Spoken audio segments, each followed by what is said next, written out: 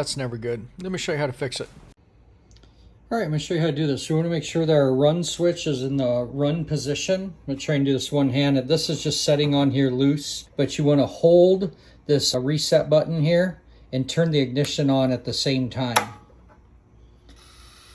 Okay, so we are in diagnostic mode right now. You can see that we have this bank one, I think they call it. So it says clear. So as I cycle through these, 2, 3, 4, 5, 6, 7, 8, and now I have a problem. Okay, so if I take a look, I have something there. It says set. If I go one more, it looks like 9's clear, 10's clear, and then I have this Cal 003, which you'll see when we Google that, that's an issue. Okay, and that starts over. So if we go back through here, just to double check, we got that, the 08 set, and then we have that Cal 3 as an issue, okay? So let's go research that code and see what we come up with. So if you do a quick search on the internet, you're going to see you get this generic message that just basically says a sensor calibration issue, gives you some stuff that you can look into. As I looked through these, thought, well, what could I do quick? What could a do-it-yourselfer do?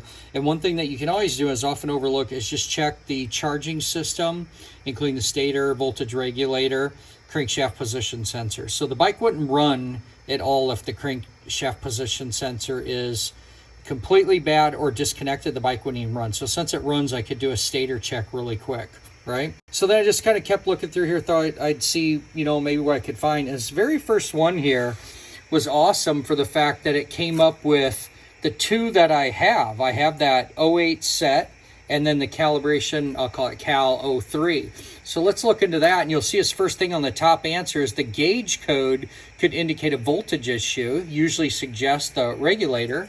And this is where it got me the information on where I wanted to try and go with this. And this very first top answer here, thanks to PJ on this, was a faulty regulator stator.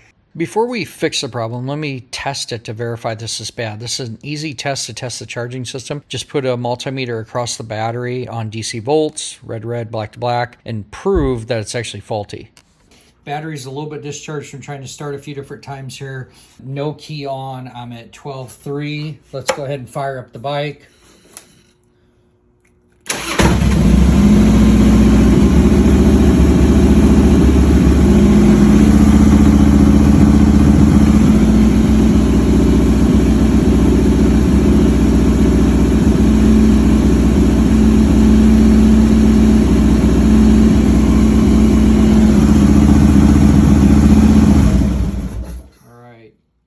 Really high voltage. What that is, we'll look it up here, means we need to replace the regulator rectifier, but I'm going to prove that I can make that code go away simply by disconnecting the regulator rectifier to prove that that's the problem.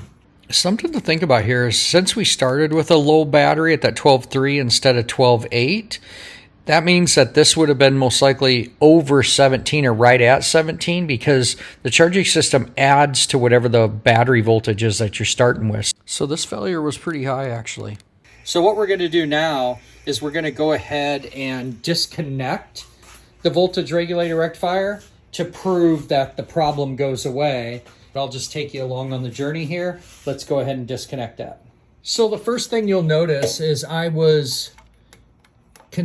big reason I wanted to put this back on is these bolts were actually really loose. They were about ready just to fall off. And that could be what caused the problem of the regulator to ultimately fail, is when these don't have, good connection, all these electrical connections will overheat, and that could just be what ultimately caused the regulator rectifier to fail. So let's just go ahead and pop this off and prove it. All right, couldn't do that one-handed. The detent on there is right here. Push that in and then separate the two. So let's get our ground off there completely. We are completely disconnected from the stator and the regular rectifier. Let's fire the bike back up and recheck our voltage output. What we would expect to see now is just no change in voltage.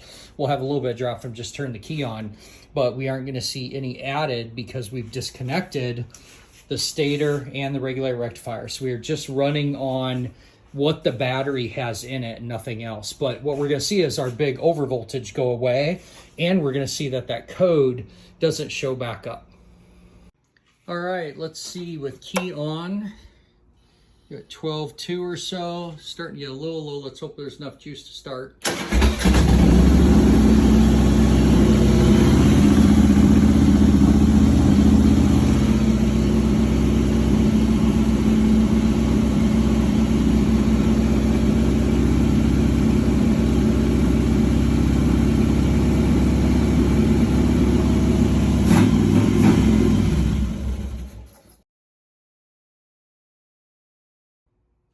We are good to go. So as you can see, that confirms that at a minimum, we have a problem with that regulator rectifier. So an overvoltage issue can really hurt things. So with that failing, that's a fail-safe mechanism to not hurt like the ECM or anything else. I did notice one bulb was burned out. That could be from that. So we'll go around and start to check all the lights and see. That might just be coincidental that that's burned out.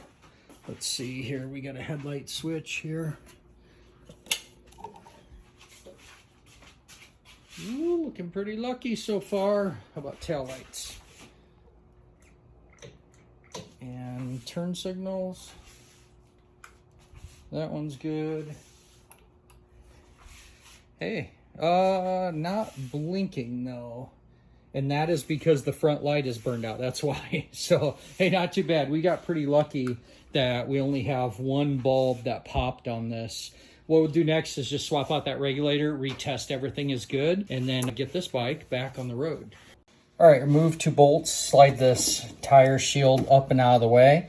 You do not have to remove the tire. There's the breaker, that wire right here with the yellow marker on it. That is the one coming from the regulator underneath the pipe into the front of the motorcycle. If you look at your new one, these leads may be significantly longer than OEM. You have to address that, but this is the one that I need to put on that breaker.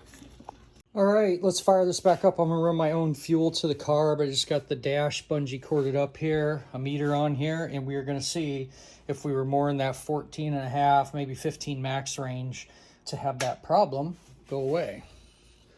Let's see here.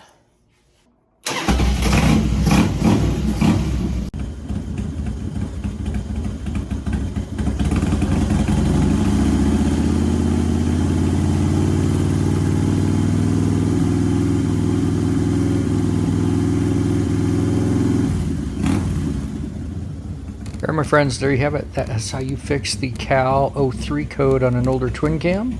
Make sure and like, share, and subscribe. Make it a great day, and keep wrenching.